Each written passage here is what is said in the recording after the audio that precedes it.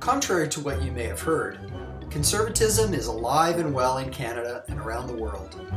Yes, Canada's Conservative Party lost an entirely winnable federal election last fall, and the contest to pick the new leader is so far proving to be a rather modest and uninspiring affair, complicated by the COVID-19 outbreak. But that doesn't mean that conservatism is on the way out, or that conservatives have to pretend to be liberals to regain power.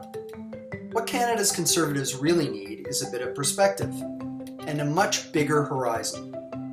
The International Democratic Union was formed in 1983 as a way for center-right parties from around the world to meet, collaborate, and debate ideas.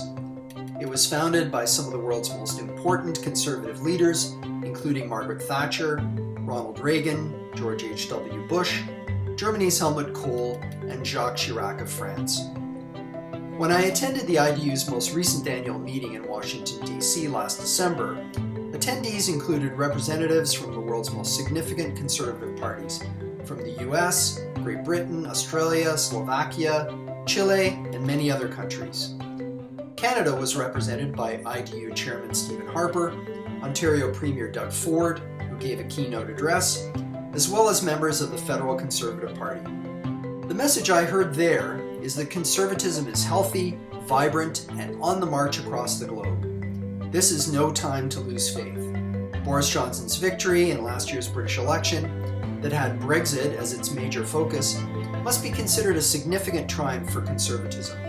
The same goes for Scott Morrison's unexpected majority win in Australia. And of course, Sebastian Kurz's stunning return to power in Austria at the head of the center-right Volkspartei has been heralded as a rejuvenation of the entire conservative movement in Europe. But despite all the good news, challenges remain.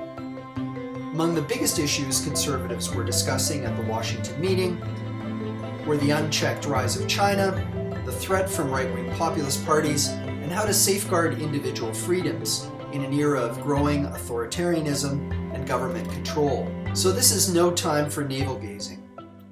Rather than worrying about how not to lose the next election, it's time for Canadian Conservatives to appreciate the success of center-right parties around the world and focus on tackling the biggest issues of the day. And after that, winning will come naturally. This is John Weissenberger in self-isolation for C2C Journal.